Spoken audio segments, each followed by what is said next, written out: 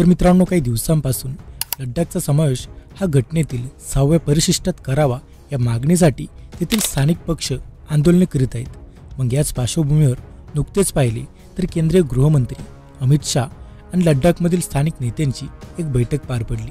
या बैठकीत गृहमंत्री अमित शाह यांनी लडाखला अनुच्छेद 371 प्रमाणे संरक्षण देण्याचा विचार केंद्र सरकार करीत असल्याचं सांगितलेले। तसेच लडाखचा समावेश संविधानाच्या 6व्या परिशिष्टात अंतर्गत करता येणार नाही असेही त्यांनी स्पष्ट केलं। तर मग याच पार्श्वभूमीवर हे अनुच्छेद 371 कलम आणि 6वे परिशिष्ट नेमकं काय आणि त्याद्वारे राज्यांना नेमके कोणते अधिकार मिळतात, तर याचविषयी सविस्तरपणे माहिती या व्हिडिओत आपण पाहणार आहोत। त्यामुळे व्हिडिओला शेवटपर्यंत नक्कीच पहा आणि जर आपल्या YouTube चॅनलवर नवीन असाल तर खाली लाल बटन दाबून आताच आपल्या YouTube चॅनलला सबस्क्राईब करा। खरं तर गेल्या काही दिवसांपूर्वी लडाखमध्ये हजारोंच्या संख्येने लोक रस्त्यावर उतरले होते। मग याची दखल केंद्र सरकारने घेतलेली।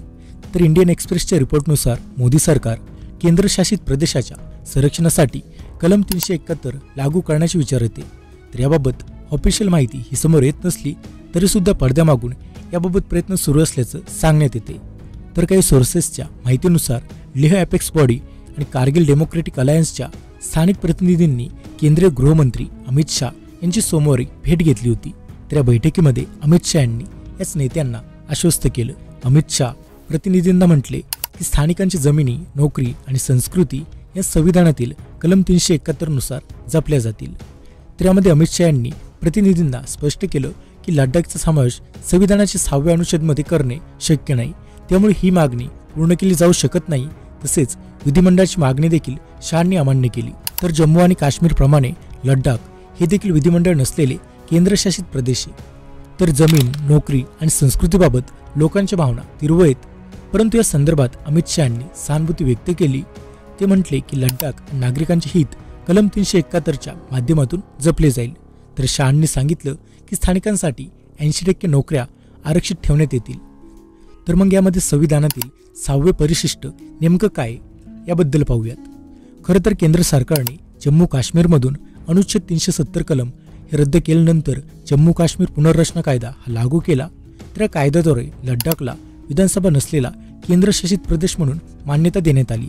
तेव्हापासून लेह अपेक्स बॉडी ABL आणि कारगिल डेमोक्रेटिक अलायन्स KDA यांसारख्या संघटनांनी लडाखचा समावेश घटनेचे 6वे परिशिष्ट अंतर्गत करावा अशी मागणी लावून धरलेली। तर आता हे परिशिष्ट राज्यांमधील आदिवासी क्षेत्रांतील प्रशासनाच्या तरतुदीशी संबंधित आहे आणि लडाखमध्ये बहुसंख्य लोकसंख्या ही अनुसूचित जमातीची आहे, त्यामुळे ही मागणी त्यांच्याकडून केली जाते। तर आता जर लडाखचा समावेश घटनेतील 6व्या परिशिष्ट अंतर्गत करण्यात आला तर लडाखला स्वायत्त जिल्हा आणि प्रादेशिक मंडळे स्थापन करण्याची परवानगी मिळेल। तर या स्वायत्त जिल्हा आणि प्रादेशिक मंडळांना लडाखमधील वन व्यवस्थापन, शेती, गावे व शहरांतील प्रशासन, वारसा, विवाह, घटस्फोट व सामाजिक प्रथा यांसारख्या विषयांवर कायदे करण्याचे अधिकार असतील। तर त्याशिवाय या स्वायत्त जिल्हा आणि प्रादेशिक मंडळांना अनुसूचित जमातीतील 2 पक्षांमधील वाद सोडवण्यासाठी ग्राम परिषद किंवा ग्राम न्यायालय स्थापन करण्याचे देखील अधिकार असतील। तसेच प्रशासनावर देखरेख ठेवण्यासाठी अधिकारी सुद्धा नियुक्त करता येतील। त्याचबरोबर स्वायत्त जिल्हा आणि प्रादेशिक मंडळांना जमीन महसूल गोळा करणे, कर लागू करणे, व्यापाराचे नियमन करणे, खनिज उत्खननासाठी परवाने देणे, शाळा, बाजारपेठा आणि रस्ते यांसारख्या सार्वजनिक सुविधा निर्माण करण्यास सुद्धा अधिकार मिळतील। त्यामुळेच एकूण या अंतर्गत हे काही अधिकार यांना मिळू शकतात। पण आता अनुच्छेद 371 कलम नेमकं काय हे पाहिलं तर अनुच्छेद 371 अंतर्गत देशातील विशिष्ट राज्यांसाठी विशेष तरतूद ही करण्यात येते।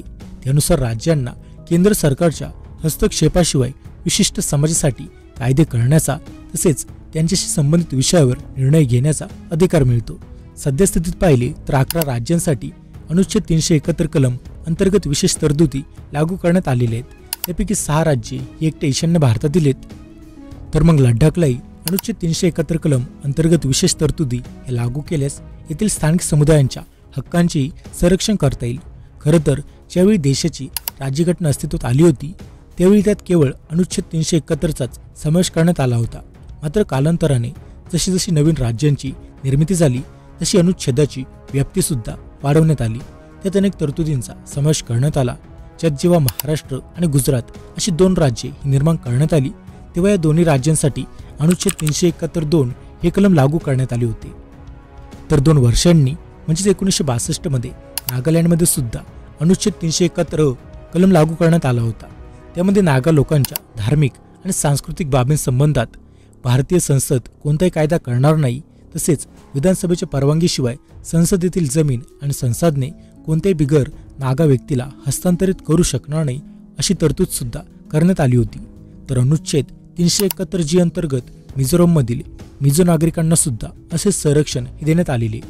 तर पुढे 22व्या घटना दुरुस्तीद्वारे अनुच्छेद 371 हा लागू करण्यात आला. त्यानुसार भारताचे राष्ट्रपती आसाम विधानसभेच्या समितीचे गठन आणि कामकाजासाठी राज्याच्या आदिवासी भागातून निवडलेल्या सदस्यांचा समावेश करू शकतील अशी तरतूद यात करण्यात आली. तसेच 36व्या घटना दुरुस्तीद्वारे अनुच्छेद 371 फ कलम हे लागू करण्यात आले. त्याद्वारे सिक्कीममध्ये शांतता प्रस्थापित करण्यासाठी राज्याचे राज्यपाल व्यवस्था करतील अशी तरतूद यात करण्यात आली होती. तर यामध्ये विशेष म्हणजे नागालँड, मणिपूर, सिक्कीम, मिझोरम, अरुणाचल प्रदेश व गोवा या राज्यांची निर्मिती झाल्यानंतर लगेचच विशेष तरतुदी लागू करण्यात आलेल्या. तर मग अशात आता लडाखसाठी अनुच्छेद 371 कलम अंतर्गत विशेष तरतुदी लागू करण्यात आल्यास केंद्रशासित प्रदेशांसाठी अशा प्रकारे विशेष तरतूद लागू करण्याची ही पहिलीच वेळ असेल. तर सध्या लडाखची स्थिती पाहिली तर स्थानिक नेत्यांच्या म्हणण्यानुसार सध्या लडाखच्या लोकांना प्रशासनामध्ये कोणतेही स्थान नाही, सर्व सत्ता अधिकाऱ्यांच्या हाती. त्यामुळे विधिमंडळाच्या माध्यमातून लडाखच्या जनतेला प्रतिनिधित्व मिळावं अशी आमची इच्छा आहे, पण केंद्र सरकारकडून याबाबत ठोस निर्णय घेतला जात नाहीये. तर आता विधिमंडळाची मागणी अमान्य केली असली तरी स्थानिक परिषदांमध्ये लोकांना प्रतिनिधित्व देण्याचे आश्वासन शाह यांनी लेह आणि कारगिलच्या नेत्यांना दिलेले.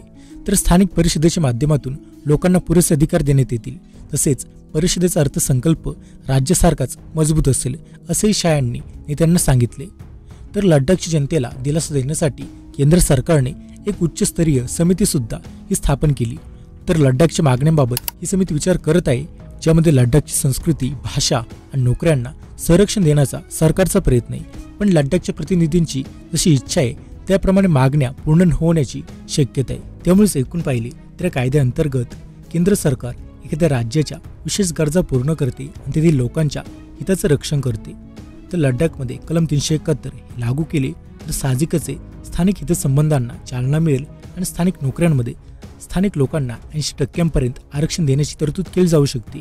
तर केंद्र सरकार या भागाच्या विकासासाठी स्वतंत्र अर्थसंकल्पात तरतूद करू शकणार आहे. याद्वारे केंद्र सरकार लडाखची संस्कृती, भाषा, जमीन तसेच स्थानिक परंपरांचे संरक्षण हे करू शकणार आहे. तर यावर तुमचं काय मत आहे ते कमेंट करून नक्कीच सांगा. माहिती आवडल्यास व्हिडिओ लाईक करा. आणि मित्रांनो, याशिवाय सध्या पाहिलं तर असं बोललं जाते की अजित पवार आणि शरद पवार यातून एकत्रच आहेत. मग हे खरं आहे का? याबद्दल सविस्तर माहिती तुम्हाला पाहायची असेल तर आमचा हा व्हिडिओ नक्कीच पहा.